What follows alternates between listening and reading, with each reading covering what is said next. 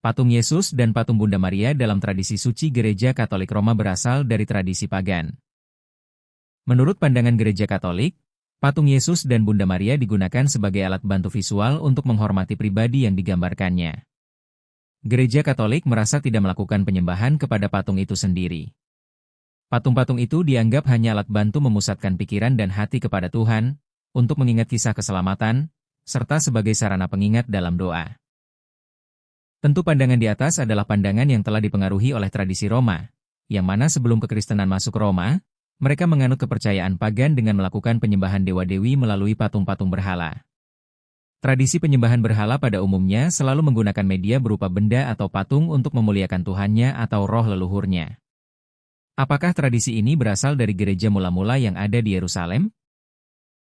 Apakah bangsa Israel dibenarkan Tuhan untuk membuat patung sebagai media untuk menghormati Tuhan? Apakah bangsa Israel dibenarkan Tuhan untuk membuat patung Abraham sebagai bapa orang beriman atau patung Musa sebagai nabi besar bangsa Israel? Lalu patung-patung itu digunakan untuk menghormati mereka dan menyampaikan permohonan kepada Tuhan melalui patung-patung mereka seperti yang dilakukan umat Katolik terhadap Bunda Maria?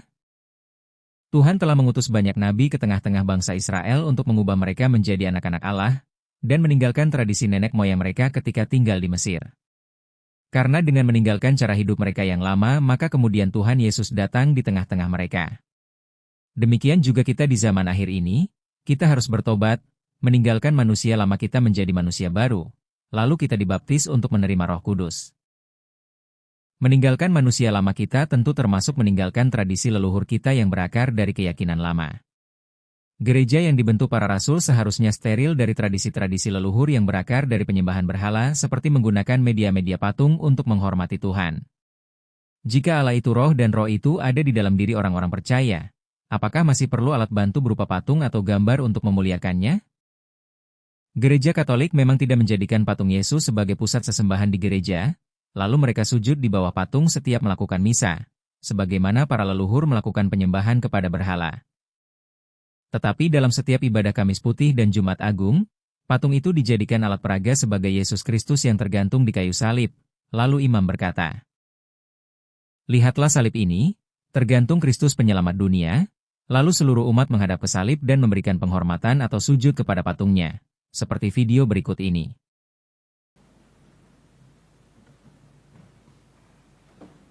Lihatlah kayu salib. Di sini tergantung Kristus, penyelamat dunia. Mari kita bersama sujud kepadanya.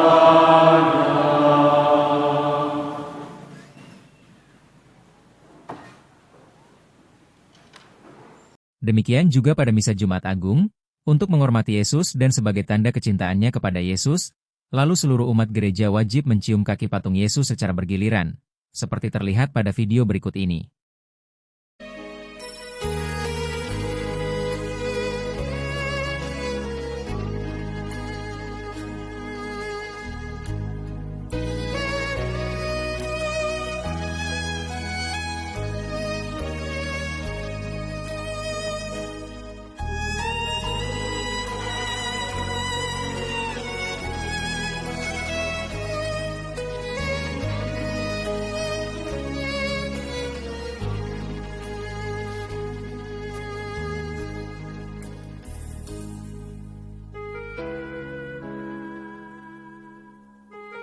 Pertanyaan saya kepada saudara umat Katolik. 1. Apakah yang tergantung di kayu salib itu Yesus sungguhan atau hanya berupa benda mati pahatan manusia berbentuk patung yang tergantung? 2. Apakah dengan mencium dan menghormati patungnya dapat disamakan dengan menghormati dan mencintai Yesus yang ada di sorga? 3. Apakah Yesus yang hidup dapat diwakilkan dengan benda mati berbentuk patung, sehingga umat Katolik merasa terbantu dalam memusatkan pikiran dan hatinya kepada Tuhan, dan mengingat kisah keselamatan yang dilakukannya? Semua yang dilakukan Gereja Katolik dalam penghormatan Yesus dan Bunda Maria dengan menggunakan patung pada dasarnya diadopsi dari tradisi pagan leluhur orang Roma, bukan aturan yang dibuat oleh Tuhan. Dengan demikian, walaupun objek yang dituju dalam penghormatan itu adalah Tuhan Yesus, namun Gereja Katolik menunjukkan ketaatannya atau menghamba kepada leluhur orang Roma, bukan taat kepada perintah Tuhan. Seumpama ada seorang umat Islam menjadi Kristen, tetapi ia masih mengikuti tata cara ibadah agama Islam yang merupakan aturan yang dibuat oleh ulama agama Islam. Yang berbeda hanya sosok yang disembah yaitu Tuhan Yesus dan kiblatnya diarahkan ke Yerusalem. Bukankah orang tersebut sedang menunjukkan ketaatannya kepada aturan yang berasal dari ulama Islam untuk menyembah Tuhan mereka? Sebagai gambaran. Tidak logis kita sebagai warga negara Indonesia yang sudah memiliki hukum sendiri tetapi prakteknya menggunakan hukum negara lain. Tidak logis suku tertentu mengadopsi sebagian tradisi suku lain di dalam upacara adat mereka. Demikian juga dalam ibadah Kristen tidak boleh mengadopsi tradisi leluhur dalam ibadah kepada Tuhan walaupun yang diadopsi hanya sebagian saja. Bagi umat gereja Katolik sudah terbiasa melakukan ibadah menggunakan alat bantu seperti patung Yesus dan Maria. Sehingga umat tidak akan merasakan ada kejanggalan atau merasa risih bahwa mereka sedang menghormati dan mencintai patung buatan manusia. Patung tidak dapat mewakili Tuhan atau Tuhan bukan patung. Sebab Tuhan tidak pernah memberikan kemuliaannya kepada patung dan berdiam di dalam patung. Demikian juga terhadap Bunda Maria, umat Katolik sudah terbiasa dan tidak risih menyampaikan doa melalui patung Bunda Maria dan sujud di depan patungnya. Padahal patung itu tidak dapat mendengar, tidak dapat melihat, tidak dapat bergerak dan pergi kepada Bunda Maria untuk menyampaikan permohonan umat Katolik kepadanya. Seumpama seorang anak tinggal di kota lain dan merasa rindu kepada orang tuanya, lalu ia menatap foto orang tuanya dan menciumnya. Saya yakin orang tuanya yang di kampung tidak akan merasa dihormati atau dicium oleh anaknya. Apakah umat Katolik menganggap patung itu dapat mewakili kehadiran Bunda Maria? Lalu Bunda Maria akan melihat, mendengar, dan merasakan apa yang disampaikan umat Katolik? Atau, apakah patung itu nantinya akan melaporkan kepada Bunda Maria setiap permohonan umat Katolik yang ditujukan kepadanya? Dan apakah dengan menghormati patungnya lalu Bunda Maria di dalam sorga akan merasa dihormati? Tuhan ada di dalam diri orang beriman, dan saya akan menunjukkan beberapa ayat. Yohanes 14 ayat 20. Pada waktu itulah kamu akan tahu, bahwa aku di dalam Bapa-Ku dan kamu di dalam aku dan aku di dalam kamu. 1 Korintus 3 ayat 16. Tidak tahukah kamu, bahwa kamu adalah bait Allah dan bahwa roh Allah diam di dalam kamu? 2 Tesalonika 1 ayat 12.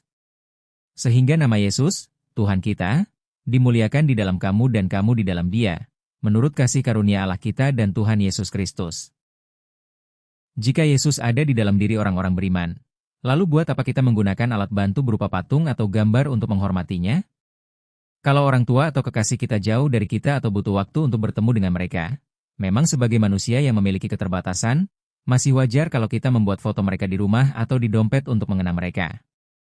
Tetapi yang kita lakukan tidak akan diketahui oleh mereka yang ada di foto itu. Kalau orang tua atau kekasih kita berada dekat dengan kita, langsung saja temui mereka ke rumahnya. Tidak berguna jika hanya memandangi foto mereka. Sebab Tuhan adalah roh, sehingga mengasihi atau mencintai Yesus bukan dengan cara visual atau secara jasmani dengan memandangi gambar atau patung lalu menciumnya. Sebab Tuhan sendiri telah berkata, "Jikalau kamu mengasihi aku, kamu akan menuruti segala perintahku." Yohanes 14 ayat 15. Allah itu roh, dan barang siapa menyembah Dia, harus menyembahnya dalam roh dan kebenaran. Yohanes 4 ayat 24. Tuhan tidak mau disamakan dengan patung. Anda boleh membuat patung apa saja jika patung itu hanya sebagai hiasan di dalam rumah maupun di luar rumah. Tetapi dalam hal dijadikan sebagai media untuk memuliakan Tuhan maka itu menjadi masalah. Sekalipun patung yang Anda buat itu terbuat dari emas, berlian atau dari benda yang lebih mahal dari itu, patung itu tetaplah benda mati yang tidak dapat melakukan apa-apa, ia hanya akan diam dan tidak akan melakukan apa-apa. Di Yesaya 40 ayat 18-19 dan ayat 25 dikatakan, "Jadi dengan siapa hendak kamu samakan Allah, dan apa yang dapat kamu anggap serupa dengan Dia? Patungkah? Tukang besi menuangnya, dan pandai emas melapisinya dengan emas, membuat rantai-rantai perak untuknya. Dengan siapa hendak kamu samakan aku, seakan-akan aku seperti Dia?" Firman yang Maha Kudus. Ayat di atas sudah menunjukkan bahwa Tuhan tidak sudi digantikan atau disamakan dengan patung. Bahkan ia dapat murka, sebab ia sudah mengingatkan ini sejak dari zaman Nabi Musa. Ibadah Jumat Agung yang dilakukan Gereja Katolik, yang mana dalam menghormati Yesus dilakukan dengan menggunakan patung Yesus tersalib adalah diadopsi dari tradisi penyembahan berhala. Dan ini merupakan penyelewengan atau tanda ketidaktaatan Gereja Katolik kepada kehendak Tuhan. Kalau kita lihat di kitab Musa, di mana Tuhan tidak mau menampakkan wujudnya kepada bangsa Israel, sedangkan kepada Adam, Hawa, Abraham, Ishak, Yakub, Hagar dan beberapa orang sebelumnya, Allah sendiri menampakkan diri kepada mereka dalam rupa manusia. Tetapi berbeda kepada bangsa Israel. Mengapa Tuhan tidak mau menunjukkan rupanya kepada bangsa Israel di kaki Gunung Horeb? Mengapa Tuhan hanya memperlihatkan kehadirannya dalam rupa nyala api di gunung itu sampai ke pusar langit dalam gelap gulita, awan dan kegelapan? Mengapa Tuhan berfirman hanya memperdengarkan suara saja, tidak memperlihatkan suatu rupa, hanya ada suara dari tengah-tengah api? Tujuannya adalah untuk menghindari supaya orang-orang Israel jangan berlaku busuk, lalu membuat berhala patung yang menyerupai makhluk atau benda ciptaannya untuk memuliakan Tuhan. Hal ini dapat kita lihat pada Kitab Keluaran 4 ayat 11-19. Kitab Keluaran 4 ayat 11-19. Lalu kamu mendekat dan berdiri di kaki gunung itu, sedang gunung itu menyala sampai ke pusar langit dalam gelap gulita, awan dan kegelapan. Lalu berfirmanlah Tuhan kepadamu dari tengah-tengah api. Suara kata-kata kamu dengar tetapi suatu rupa tidak kamu lihat, hanya ada suara. Dan ia memberitahukan kepadamu perjanjian, yang diperintahkannya kepadamu untuk dilakukan, yakni ke-10 firman dan ia menuliskannya pada 2 loh batu. Dan pada waktu itu aku diperintahkan Tuhan untuk mengajarkan kepadamu ketetapan dan peraturan, supaya kamu melakukannya di negeri kemana kamu pergi untuk mendudukinya. Hati-hatilah sekali, sebab kamu tidak melihat sesuatu rupa pada hari Tuhan berfirman kepadamu di Horeb dari tengah-tengah api, supaya jangan kamu berlaku busuk dengan membuat bagimu patung yang menyerupai berhala apapun, yang berbentuk laki-laki atau perempuan, yang berbentuk binatang yang di bumi, atau berbentuk burung bersayap yang terbang di udara, atau berbentuk binatang yang merayap di muka bumi, atau berbentuk ikan yang ada di dalam air di bawah bumi. Dan juga supaya jangan engkau mengarahkan matamu ke langit, sehingga apabila engkau melihat matahari, bulan dan bintang, segenap tentara langit, engkau disesatkan untuk sujud menyembah dan beribadah kepada sekaliannya itu, yang justru diberikan Tuhan, Allahmu, kepada segala bangsa di seluruh kolong langit sebagai bagian mereka. Gereja sebagai duta besar kerajaan Allah di bumi. Kerajaan Allah memiliki aturan sendiri dan kerajaan dunia memiliki aturannya masing-masing. Sebagai perumpamaan, kita misalkan sorga itu suatu negara yang ada di luar negeri, sebagai contoh negara Singapura. Jika kita hendak pindah menetap ke negara Singapura maka kita harus belajar tradisi dan hukum di negara tersebut, sebab hukum dan tradisi di daerah asal kita tidak berlaku di sana. Gereja adalah duta kerajaan Allah di bumi, sama seperti kedutaan Singapura yang ada di negara kita. Hukum yang berlaku di kedutaan Singapura yang ada di Indonesia adalah hukum yang berlaku di Singapura, bukan hukum negara Indonesia. Demikian jugalah seharusnya hukum atau aturan yang berlaku di gereja haruslah berasal dari Tuhan sendiri, jangan diadopsi dari tradisi lokal. Oleh karena itu, tidak patut ajaran gereja dipengaruhi oleh tradisi lokal, atau gereja mengadopsi adat istiadat lokal ke dalam tradisi gereja, sebab tradisi lokal berakar dari ritual penyembahan berhala dalam agama leluhur mereka. Mengenang dan menghormati Yesus bukan dengan sujud atau mencium patungnya, tetapi dengan cara melakukan perintahnya. Sebab Yesus sendiri berkata, "Jikalau kamu mengasihi aku, kamu akan menuruti segala perintahku." Yohanes 14 ayat 15. Pada suatu saat kita dihakimi bukan berdasarkan doktrin atau aturan gereja yang kita lakukan, tetapi berdasarkan firman Tuhan yang telah dituliskan oleh para rasul. Di Yohanes 12 ayat 48 dikatakan, "Barang siapa menolak aku, dan tidak menerima perkataanku, ia sudah ada hakimnya, yaitu firman yang telah kukatakan, itulah yang akan menjadi hakimnya pada akhir zaman."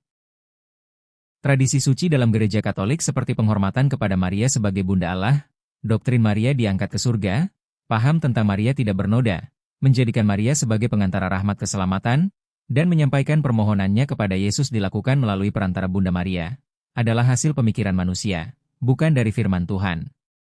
Jika saudara menjalankan itu berarti Anda berbakti kepada mereka, bukan berbakti kepada Tuhan dan merekalah yang menjadi Tuanmu.